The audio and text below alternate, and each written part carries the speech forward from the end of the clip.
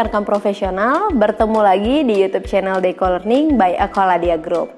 Nah, untuk rekan-rekan profesional yang mau menyaksikan video ini, jangan lupa yuk dukung kami dengan subscribe channel ini. Dan berhubung subscribe itu gratis, jangan lupa ya di subscribe dan agar kami juga dapat membuat video-video menarik lainnya. Selamat menyaksikan video ini ya. Enak-enak aja kok dengan situasi seperti ini. Ada juga yang bilang gila, asli nggak enak banget. Itu semua adalah persepsi, tergantung bagaimana cara kita berpikir. Kira-kira seperti itu.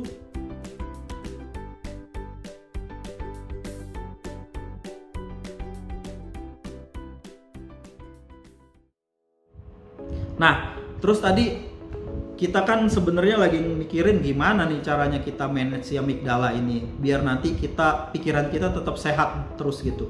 Tapi perlu saya ingatkan, bukan nggak penting ya amigdala Bapak Ibu. Dalam situasi yang terjepit tentu saja penting. Misalnya lagi kecopetan atau ada hal-hal yang mengancam nyawa Bapak Ibu, itu penting sekali. Dan kalau nggak ada amigdala, berdasarkan penelitian itu kita hidup jadi passionless, nggak ada passion, nggak ada semangat, kira-kira gitu. Jadi tetap penting, yang penting di manage. Makanya bukan dibilangnya how to remove, tapi how to manage. Yang pertama tadi reasoning yang tadi yang sudah kita bahas. Coba ketika ada situasi dan ternyata sepertinya pikiran gua jadi jelek nih ya, coba di reasoning terus. Gak apa-apa sih ternyata pikiran Bapak Ibu unhelpful thinking yang tadi saya ceritakan, memang automatic thoughts kita mendominasi 85% dibandingin yang 15%. Yang penting adalah ketika kita terjebak di dalam unhelpful, kita sadar, wah ini unhelpful nggak ya? Reasoning, coba tanyain terus. Coba tanya ke orang-orang, persepsi mereka gimana. Yang penting pastikan yang kita tanya itu adalah sumber terpercaya. Itu. Coba lihat data-datanya, faktanya. Dan itu hanya bisa terjadi, reasoning itu bisa terjadi kalau amigdalanya langsung kita stop. Cara stopnya gimana sih? Cara stopnya dengan cara ngatur nafas. Itu. Bapak Ibu bisa lihat tangan saya. Nah, ngatur nafas yang paling enak itu ini modelnya anak TK. Kalau modelnya anak TK yang saya ajarin ke anak saya, namanya bilangnya mengatur nafas 5 jari. Jadi kalau Bapak Ibu ngerasa dalam keadaan yang takut atau marah atau ngerasa wah bos gua nggak bener nih, males gua, coba Bapak Ibu atur nafas lagi. Caranya gini, jarinya ke atas itu artinya kita narik nafas, terus turunin, tarik lagi, pas keluarin nafasnya itu kayak kita lagi niup kopi gitu. Jadi kira-kira gitu Bapak Ibu coba praktekin. Kalau lebih enak lagi, Bapak Ibu coba praktekin itu sebelum beraktivitas. Coba tarik nafas, keluarin, exhale, inhale. Ada juga macam-macam metodenya. Ada metode yang dibilang square atau bujur sangkar. Jadi artinya kita ngitung sampai 4, itu kita tarik nafas 1 2 3 4. Habis itu tahan. Terus lepasin lagi. Habis itu tahan dulu, jangan bernapas, baru nafas lagi. Kira-kira seperti itu. Jadi message saya hari ini, people and interaction itu semua tentang persepsi. Persepsi itu hasil dari apa yang ada dalam pikiran kita. Pikiran kita sehari-hari sering terjebak dalam hal-hal yang sifatnya unhelpful. Entah itu jump into conclusion, atau tadi ada yang langsung black or white. Apapun itu bentuknya, yang penting kita perlu sadar bahwa ketika kita terjebak dalam unhelpful thinking, kita harus langsung bilang, oke, saya harus challenge pikiran saya, coba cari faktanya dengan baik, jangan langsung ngambil kesimpulan.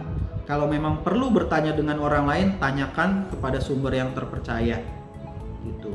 Dengan kita melakukan reasoning seperti ini, kalaupun ternyata benar yang kita pikirkan, paling tidak kita udah validasi itu sehingga kita bisa bikin keputusannya tepat. Gitu Bapak Ibu. Dengan pikiran yang sehat, mudah-mudahan behavior kita, perilaku kita juga sehat dan orang jadi ngelihat kita positif.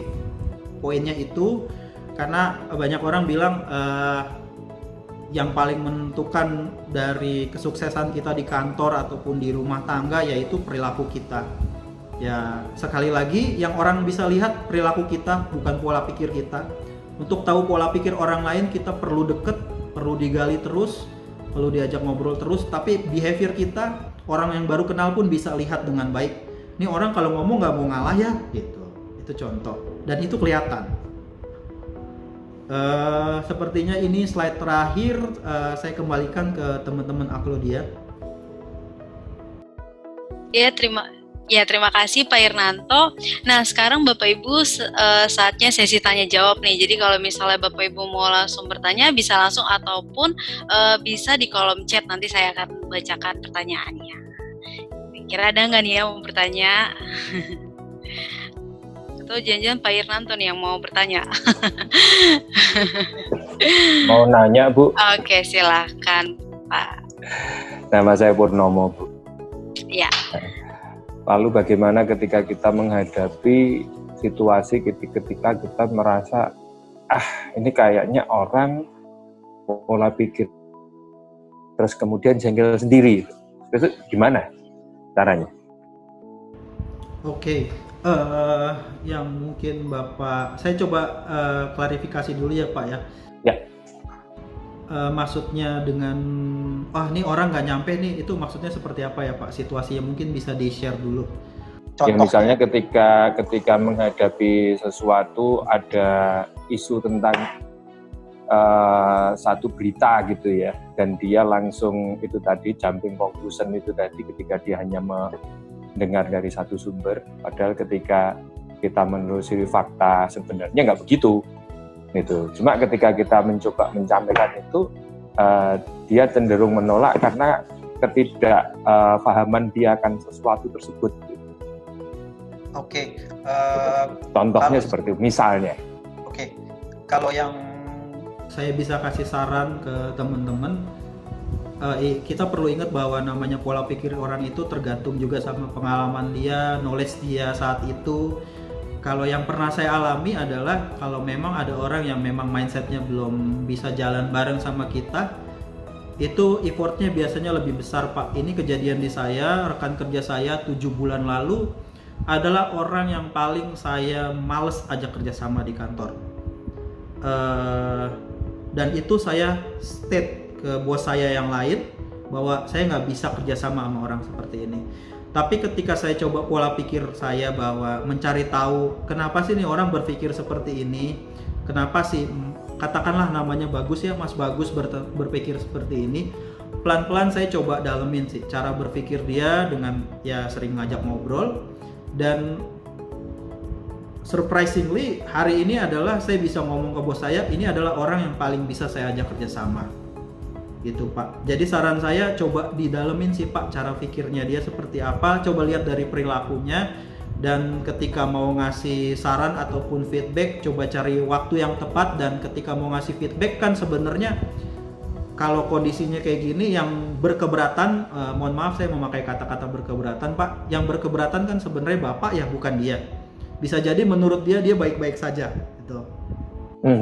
Bisa jadi. Yang biasanya saya coba kasih challenge adalah tentang perilakunya. Ini situasinya kayak gini, kalau saya coba melihatnya seperti ini, menurut Mas Bagus seperti apa gitu. Yang paling penting adalah ketika ngajak ngobrol harus clear goals-nya apa Pak, gitu dulu. Jangan sampai nggak ada goals-nya. Waktu itu kan goals-nya saya adalah untuk coba mengerti pola pikirnya si Mas Bagus ini gitu. Dan sampai hari ini kalau ngomong di kasus saya pribadi, Mas Bagusnya sendiri juga bilang, gue kayaknya lebih ngobrolnya enaknya sama lo deh dari sama yang lain gitu. Kenyataannya kira-kira seperti itu, dan itu butuh waktu 7 bulan sih Pak. Kalau di kasus saya ya Pak. Oke. Terima kasih Pak atas sharingnya Pak. Ya makasih Pak. Oke, sudah terjawab ya Pak Purnomo. Ya, ada lagi nggak kira-kira Bapak Ibu lainnya yang ingin bertanya? Silahkan. Halo Mbak, saya mau tanya. Ya, silakan. Perkenalkan saya Intan. Terima kasih Pak Irnanto, presentasinya bagus. Sangat membantu saya sih. Kalau saya sekarang punya pengalaman nih Mbak, nyata sih di kantor gitu. Ada karyawan di kantor ya. Kalau level sih dia udah pimpinan, Pak. Tadi kan unhelpful thinking itu bisa datang dari assumption dan segala macam gitu ya, Pak. Terus kita harus cari fakta dulu apakah itu benar-benar memang orangnya seperti itu atau memang itu cuma cara kita berpikir. Nah, setelah kita dapat nih Pak faktanya bahwa ternyata tuh emang orangnya tuh seperti itu gitu. Jadi dia bukan pimpinan langsung saya, tapi dia di level pimpinan gitulah Pak. Dia tuh suka gimana ya, berada di posisi di mana angin yang bagus, terus dia akan pindah ke sana gitu loh Pak. Terus kalau misalnya dia ngadain sesuatu, ada acara atau apa, terus sesuatu ada masalah, nanti dia akan bilang, oh saya pikir udah diselesain itu, saya pikir udah diselesain sama si itu gitu. Jadi itu akhirnya lama-lama saya itu melihat dan menghadapi dia karena beberapa kali harus interaksi kan dengan orang seperti itu. Jadi kayak dengar namanya aja itu saya udah emosi gitu loh Pak. Udah yang ini orang maunya apa sih gitu. Maksudnya di level pimpinan kok seperti itu ya gitu. Jadi ada tips dan trik gitu nggak Pak? Biar saya juga bisa menghandle emosi saya karena jadinya itu saya ke dia tuh kalau tidak ada perlu benar-benar tidak mau ngobrol sama sekali. Masa kalau itu nggak nyapa aja gitu daripada saya tiba-tiba emosi marah gitu kan ya. Jadi ada tipsnya nggak sih Pak biar saya juga bisa mengontrol emosi saya, mengontrol pikiran saya yang kalau udah sebut nama dia udah marah aja gitu Pak. Oke. Thank you Mbak, menarik pertanyaannya. Kalau saya coba lihat seperti ini Mbak Intan, kita hidup kan punya ekspektasi ya. Saya pribadi dulu adalah pribadi yang selalu expect, ini orang kan udah S3, profesor, kok ngomongnya begitu sih? Harusnya nggak gitu dong, kan dia polisi, masa dia nggak tahu sih di jalan nih harus tertib. Dalam beberapa hal kita sering berpikir bahwa harusnya. Nah, kalau saya coba balik, nah terus kamu sendiri harusnya seperti apa? Gitu. Saya coba ngomong ke diri saya sendiri. Yang perlu diingat gini Mbak Intan, ada satu penelitiannya ini penelitian 25 tahun dari teman-teman yang suka neliti yang namanya emotional intelligence. Pada dasarnya kelebihan orang adalah kekurangannya. Itu. Dan ini terjadi juga di saya. Menurut saya kelebihannya adalah kalau kerja cepat. Tapi buat istri saya, kekurangan saya adalah saya ceroboh. Kenapa sih orang susah berubah? Karena pada dasarnya kelebihan orang adalah sesuatu yang orang lain lihat kekurangannya. Gitu. Mungkin nanti Bapak Ibu coba gali kelebihan Bapak Ibu sendiri dan apa yang mau Bapak Ibu improve. Contohnya ada yang orang bilang, oh dia orangnya taat, obey di kantor. Tapi dari sisi negatif kita bilangnya, dia tuh yes man orangnya, kata bos apa dia kayak gitu. Dan saya coba berkali-kali ada dalam situasi seperti itu dan sepertinya penelitian ini cukup bisa kita consider. Bahwa orang kenapa sulit berubah, karena pada dasarnya kelebihannya adalah kekurangannya, tapi dari persepsi orang lain. Gitu. Kalau saran saya, Mbak, memang kalau beberapa orang mungkin kita nggak bisa ya, kita nggak harus bisa kerjasama dengan semua orang. Cuma yang penting kita harus fokus, kira-kira ke atasan saya, bawahan saya atau teman saya yang lain punya kelebihan apa ya. Setiap orang pasti punya kelebihan. Tugas kita adalah gimana bisa menggali potensi kelebihannya atau gimana caranya kita bisa minta tolong sama orang tersebut supaya kelebihannya dia bisa membantu goalsnya kita. Dan dalam hal ini tentu saja goalsnya perusahaan juga. Dan ada satu mindset teman dekat saya bilang gini, bro, you have to realize, kita harus sadar tiap orang punya cara jualannya masing-masing di dalam bekerja. Yang perlu kita sadari adalah cara jualan gua kayak gimana gitu. Jadi cara jualan orang pasti beda-beda sih Mbak. Yang penting kita jualannya juga punya apa ya, punya cara jualan yang orang lain bisa realize, oh nih cara jualannya si Irnanto atau si Mbak Intan seperti ini, dan itu cukup bisa menarik banyak orang. Tapi kalau kita pelan-pelan terus menunjukkan perilaku yang positif, behavior yang positif, lama-lama juga orang ini kok lihat gitu. Kalau saya boleh share sedikit saja kasusnya di kantor istri saya, ada bosnya 2 level di atas istri saya itu galaknya minta ampun gitu, suka marah-marah di meeting dan di lain-lain. Tapi anehnya si bos ini nggak pernah marah sedikit pun sama istri saya. Padahal istri saya itu bukan tipikal penjilat, sama sekali tidak gitu. Tapi dengan tunjukkan perilaku yang positif, coba melihat sesuatunya itu tetap tenang. Yang tadi kita jangan sampai di hijack sama amigdala ya. Mudah-mudahan itu bisa membantu sih biar orang lain bisa melihat kita positif gitu. Jadi kontrolnya di diri kita, Mbak. Kalau buat orang lain, percayalah setiap orang punya kelebihan. Coba kita gali kelebihannya biar bisa sama-sama membantu goalsnya kita dan perusahaan juga. Begitu kira-kira Mbak Intan. Oke, thank you Pak. Sama-sama. Oke, terima kasih Pak. Semoga terjawab ya Ibu Intan. Ya, selanjutnya nih Pak, ada lagi nih pertanyaan dari Bapak Adi Priyo Tritaroso. Nah, Pak Irnanto, apakah teknik interaksi atau komunikasi yang baru di-share itu apakah sebuah teknik yang baku? Karena ini bagus, tapi saya jarang lihat konsep ini di-develop oleh HR di organisasi company yang pernah saya tempati. Gimana tuh Pak, kira-kira? Jujur, saya mengalami hal yang sama. Hal ini juga saya nggak pernah dapat dimanapun, kecuali dari seorang psikolog. Nah, ini ada psikolog di sini, teman saya Mbak Rina. Kalau dibilang cognitive disorder, automatic thoughts, unhelpful thinking, ini kalau buat teman-teman psikologi sangat-sangat sangat-sangat umum, common di mereka gitu. Di mereka ada yang namanya terapi cognitive behavior therapy. Jadi untuk bisa merubah behavior orang ya kognitifnya yang harus dirubah, cara pikirnya. Jadi ini sebenarnya emang dari keilmuan psikologi, Pak. Dan kebetulan saya sendiri belajarnya dari istri saya karena istri saya seorang psikolog. Dan saya ngelihat ini penting banget nih buat dipunyai, apalagi buat orang yang seperti saya yang dulunya sering banget jump into conclusion gitu.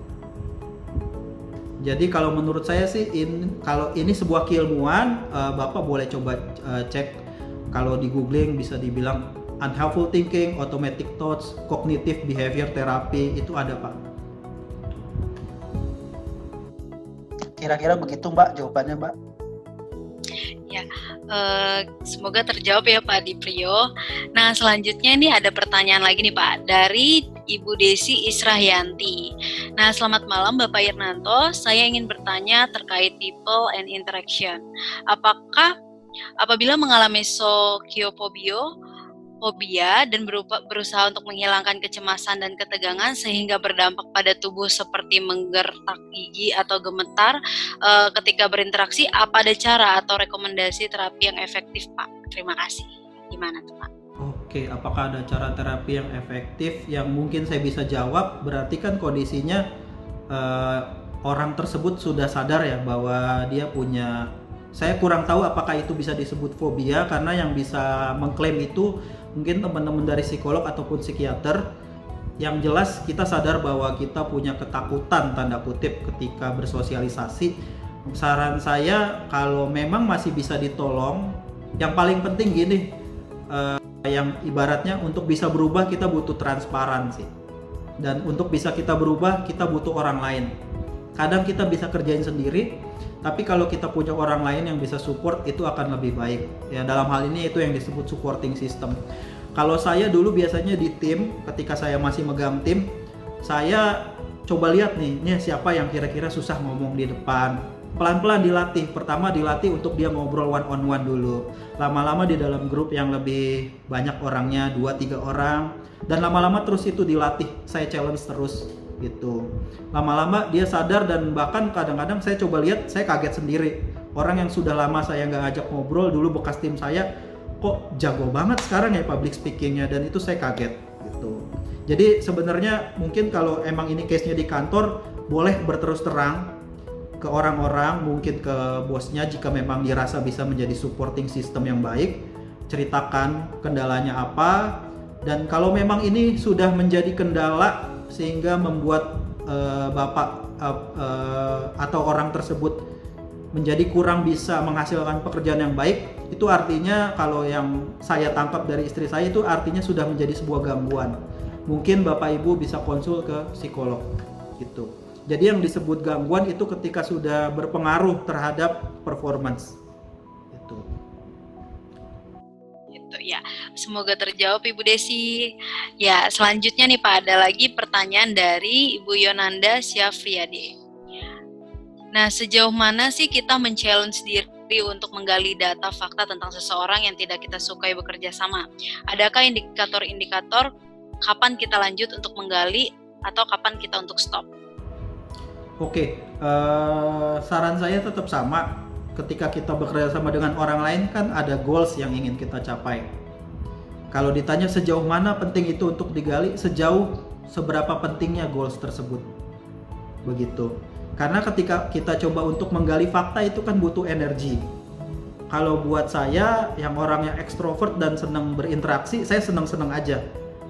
Makin banyak saya berhubungan sama orang yang menantang, saya semakin keluar energi saya. Tapi buat teman-teman ada yang, aduh males deh ngobrol sama dia, keburu capek duluan.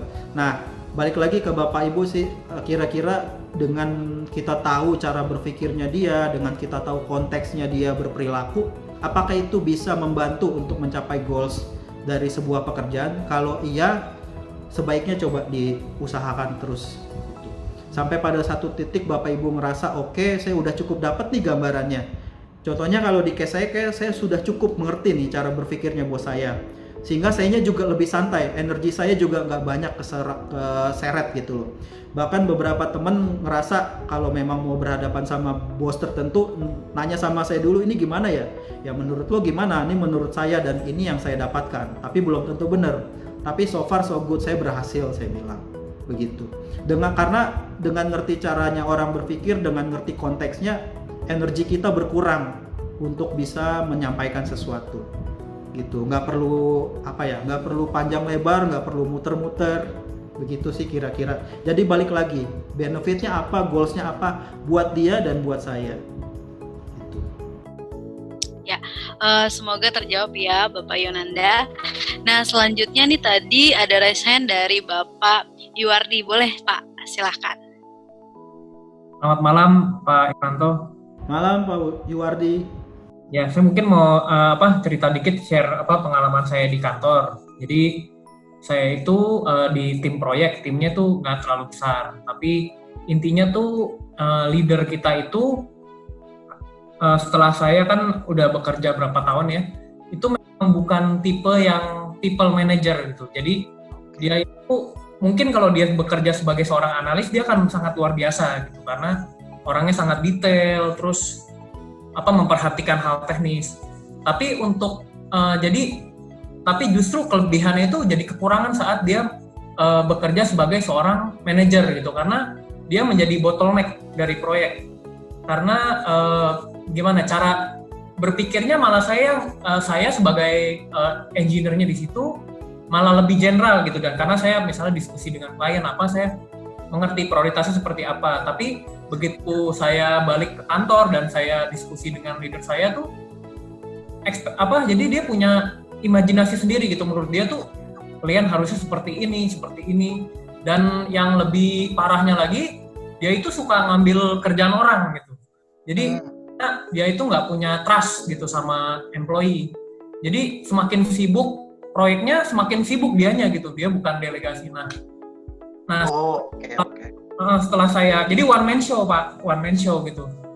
Jadi saya tuh kerjaan saya di kantor tuh saya protect kerjaan saya terus biar, karena gimana ya, jadi sering terjadi konfliknya tuh karena saya berusaha protect kerjaan saya sampai saya bilang tuh ini kerjaan saya gitu loh, jangan ini kerjaan engineering ya saya engineer-nya gitu.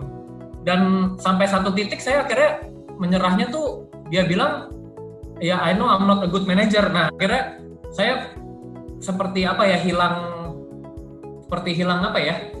appetite gitu untuk meneruskan, saya udah nggak bisa kan perjuangan saya gitu loh. Saya seperti itu. Nah kalau menurut Pak Irmanto tuh gimana keadaan seperti ini? Mungkin ada juga kali di tempat lain ya. Oke, keadaan seperti ini sering terjadi ya, terutama di perusahaan-perusahaan yang teknis, engineering, IT.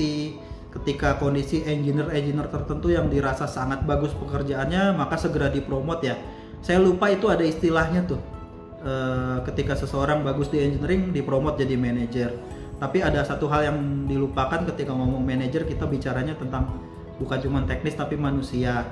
Kalau di case seperti ini saran saya Pak, satu, kita coba kenali dulu apakah perilakunya bos kita bertentangan dengan value atau culture-nya company, itu dulu. Kalau itu bertentangan, mungkin perlu diperjuangkan Pak. Tapi kalau memang culture company-nya seperti itu, saya mohon maaf Pak. Saya pribadi menyarankan, makanya ada istilahnya orang Yahudi, ask the neighbor then buy the house. Kalau kita ngomong konteks pekerjaan, cari tahu dulu sebelum nyebrang. Jangan sampai kita pindah ke organisasi yang memang value-nya atau culture-nya kurang cocok sama kita pribadi.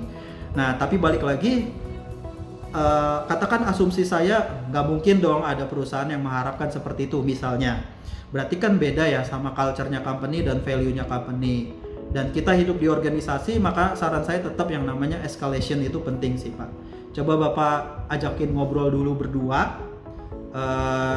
ajakin ngobrol secara sehat aja gitu, ngasih feedback yang baik gitu. Kalau ngomong feedback yang baik, dalam hal ini kan coba balik lagi yang lebih concern kan Pak Yuardi ya, bisa jadi si manajer nggak terlalu concern. Cobalah lebih kalau bahasanya lebih asertif. Asertif itu menyampaikan keberatan tapi kita tidak menyerang orang lain, tetap menghargai hak orang lain. Mungkin nanti someday kita bisa ngomongin tentang asertif, bisa undang juga ada teman psikolog di sini. Dengan kita lebih asertif, maka orang bisa lebih mendengar kita Pak gitu. Nah, coba aja pelan-pelan. Dan satu hal, waktu itu saya coba mengubah seseorang. Waktu itu cara yang saya ubah adalah saya nggak mungkin kerja sendiri untuk merubah seseorang, apalagi kalau itu bos. Kita coba kerjasama sama teman-teman yang lain, coba deh gitu, membuat situasinya lebih positif. Dan saya sering banget sih Pak berhadapan dengan bos yang task manager dibandingin people manager. Dan menurut saya keduanya ada kelebihannya satu sama lain. Yang paling penting si bosnya realize dulu deh dia punya kelemahannya apa. Dan kadang orang butuh dikasih feedback untuk tahu kelemahannya apa. Tapi balik lagi, apakah kita cukup confidence? Kalau cukup confidence, monggo Pak. Kalau kita bisa komunikasinya dengan sehat, monggo. Kalau kita ngerasa, wah nanti malah jadi agresif, malah jadinya saya nyerang terus orang tersebut, sebaiknya jangan. Gitu. Yang pernah saya lakukan dulu, waktu saya kerja di Nokia, saya eskalasi sih Pak. Gitu. Ketika diajak ngobrol baik-baik udah nggak bisa, saya eskalasi ke HR. Gitu. Begitu Pak. Oke, semoga terjawab ya Pak Yuardi. Selanjutnya ada lagi nih Pak, pertanyaan dari Bapak Naufal Hibatullah. Nah, pertanyaannya, bagaimana sih Pak caranya merubah sifat sombong pada diri sendiri terkait skill yang dimiliki, sehingga cenderung menyepelekan banyak hal yang kurang on time? Mungkin hal ini dimulai karena ketika pekerjaan yang saya kerjakan lebih sering telat, namun responnya hampir selalu positif karena memang hasilnya yang baik. Walaupun telat dalam segi waktu pengumpulan, dan itu terjadi kurang lebih dari SD hingga sekarang saat saya bekerja. Apakah itu masih bisa untuk dibenahi Pak? Silahkan Pak. Oke, ini kasusnya menarik ya Pak. Ketika kita tidak sesuai deadline, tapi hasil pekerjaan kita diapresiasi sama teman-teman atau bos di kantor. Pertanyaan saya sih gini sih Pak, balik lagi, apakah dengan telat seperti ini udah jadi mempengaruhi performance perusahaan? Gitu. Kalau memang masih acceptable sama perusahaan dan memang ada reasonnya ditunda atau lebih lama karena pengen ngasih hasil yang mudah-mudahan outcome-nya jadi lebih baik buat perusahaan, kalau buat saya sih kenapa tidak. Mungkin yang perlu pertama kali ketika Bapak mau memulai tugas adalah coba set ekspektasi dulu sama bos. Ini deadline-nya bener-bener deadline atau enggak, itu satu. Terus yang kedua, harapannya si bos itu mau sebagus apa sih pekerjaannya, biar nanti Bapak coba bisa ngimbangin gitu. Terus kalau mau lebih konyol sedikit Pak, saran saya Pak, coba kasih ambil kerjaan lebih banyak biar otomatis mau nggak mau Bapak berpikir, wah ini kerjaan harus beres semua nih 3 pekerjaan. Walaupun ini saran yang kurang baik, tapi Bapak coba eksperimen terus menerus. Dengan kata lain, dengan mengerjakan hal yang lebih banyak, otomatis Bapak akan coba ngurangin ekspektasi Bapak atau perfeksionisnya Bapak. Gitu sih Pak. Gitu. Yang paling penting coba set ekspektasi dulu sama bos, sama teman-teman. Terutama kalau pekerjaan ini melibatkan lebih dari 1 orang atau mungkin nggak cuman Bapak. Karena pasti kan kita harus mikirin orang lain juga. Gitu. Jangan sampai karena kita telat, lain juga telat. Kebetulan Bapak punya reputasi yang baik, sehingga Bapak nggak dikomplain, tapi teman Bapak yang lain dikomplain. Jangan sampai terjadi seperti itu Pak. Gitu. Oke, makasih banyak Pak Hernanto. Sama-sama Pak. Oke, sudah terjawab ya Pak. Ada lagi nggak kira-kira Bapak Ibu yang masih mau bertanya? Dari kolom chatnya sudah tidak ada, atau masih ada tidak yang mau bertanya langsung? Mungkin ke Pak Irnanto, silahkan. Oke, sudah tidak ada ya Pak ya. Semoga sudah jelas nih berarti penjelasan dari Pak Irnanto. Terima kasih nih Pak ya sudah dijawab pertanyaan-pertanyaan dari Bapak Ibu. Nah, mohon maaf juga kalau misalnya waktu kita juga sudah terbatas nih Bapak Ibu. Jadi kalau misalnya ada pertanyaan lagi mungkin nanti kita akan sambung di lain waktu ya Bapak Ibu. Mbak, sorry Mbak, karena kita masih ada waktu, saya boleh nambahin sedikit ya tadi pertanyaan Mas Noval ya. Jadi kalau Mas Noval mau sih, saya sendiri memakai modelnya model time box Mas. Kalau Mas ada pekerjaan besar, coba dipecah-pecah, habis itu dibikin time box. Jadi katakan pekerjaannya besar nih Mas, ngedesain atau apa. Nah itu dipecah-pecah, nah masing-masing pecahannya itu dibikin time box atau sprint. Sehingga dan Mas coba set tanggal, set waktu. Terus kalau saya biasanya pakai model Kanban gitu Mas, ini praktis banget sih. Coba dicek dulu yang mana yang priority, kerjain dulu, selesai gitu. Itu sih biasanya gitu sih Mas kalau ngomong praktis. Coba di time boxin. Berarti ibaratnya dipartisi gitu Pak ya, dari satu project besar dipartisi di beberapa, terus diselesaikan satu persatu, part by part gitu. Iya, dan setiap partisinya dibikin time boxnya kira-kira berapa lama nih. Gitu. Nah, karena menyinggung ini yang sedang dibahas, kalau untuk menghilangkan rasa semacam apa sih ya Pak, perasaan kalau kita tuh lebih spesial kayak gitu dibanding orang lain, sehingga yang tadi itu ujung-ujungnya kita jadi lebih menyepelekan suatu hal kayak gitu.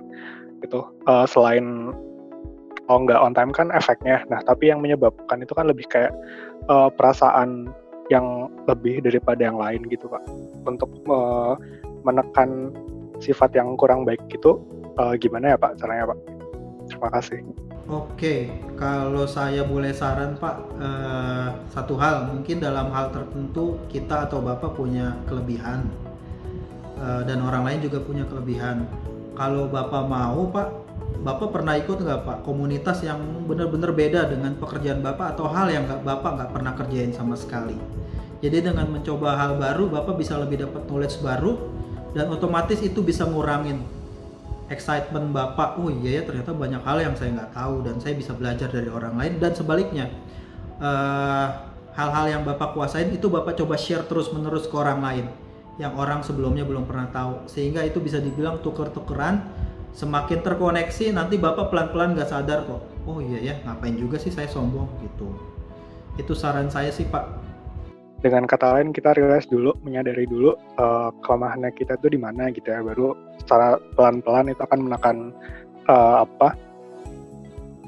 sifat yang tadi itu ya Pak ya. Iya betul Pak, coba sesuatu hal yang baru dari orang yang expert gitu. Coba ikut komunitas. Contohnya kalau Bapak misalnya kurang pandai melukis, coba aja ikut komunitas melukis, nanti belajar dari orang lain. Itu pelan-pelan kita bisa nyadarin, oh iya ya, ternyata banyak hal yang saya nggak tahu gitu. Oke Bapak, terima kasih banyak masukannya. Ya, silakan Mbak. Ya, oke, semoga sudah jelas ya Pak Naufal. Nah Pak, sebelum kita foto bersama nih Pak, tadi ada pertanyaan lagi satu aja dari Facebook kebetulan nih dari Bapak Cahya. Nah, bagaimana sih cara mengetahui rekan kita menerima kelebihan dan kekurangan kita? Kadang mereka bersandiwara dalam berinteraksi dan tidak sepenuhnya jujur. Gimana tuh Pak? Bagaimana caranya? Oke, saya coba berasumsi bahwa ini adalah sebuah tim ya. Ada rekan kerja dan mungkin ada manajer. Katakan kita bukan seorang manajer, kita adalah member. Coba ngobrol sama manajernya dan coba dibuat dulu sih way of work di dalam sebuah tim. Itu penting gitu. Way of work itu apa yang dimaksud? Cara berinteraksi, cara berkomunikasi, coba di set, diatur begini ya gitu. Termasuk cara kita berbicara, cara kita ngatur meeting, boleh telatnya berapa menit dan lain-lain. Dan yang paling penting, namanya manusia bisa berubah, tapi kadang-kadang perlu dikasih tahu. Dan yang perlu ditekankan kalau kita ngomong tim, pastikan bahwa setiap orang punya tujuan yang sama untuk dicapai. Dalam hal ini goalsnya tim tersebut. Tarik terus ke goalsnya sehingga orang bisa lupa bahwa dia juga punya, tiap orang punya ego, itu wajar. Tapi gimana caranya semua ego itu bisa fokusnya ke goals. Sehingga kita ngomongnya, bicaranya, tatarannya adalah ide, bukan saya suka apa nggak suka, gitu sih Mbak. Jadi ini penting sih perannya manajer di sini untuk bisa set di timnya ini jadi sebuah satu kesatuan dan ada way of work yang jelas, gitu. Oke, terima kasih Pak Irnanto. Semoga sudah terjawab ya Pak Cahya. Sorry Mbak, saya tambahin sedikit. Kalau memang memungkinkan, coba di set yang namanya feedback 360. Feedback 360 artinya apa? Semua orang ngasih feedback satu sama lain, ke bawah, ke atas, dan ke samping. Itu coba pelan-pelan deh. Kalau emang feedbacknya belum berani untuk terang-terangan, coba dulu pakai survei anonimus dulu.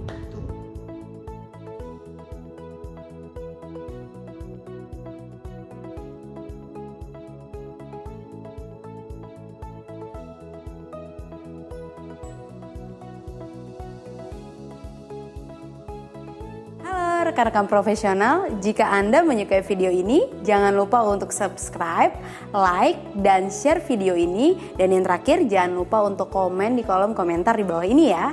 Dan semoga video ini bermanfaat untuk rekan-rekan profesional yang menyaksikan. Sampai jumpa kembali di video Dynamic Talk berikutnya. Bye-bye!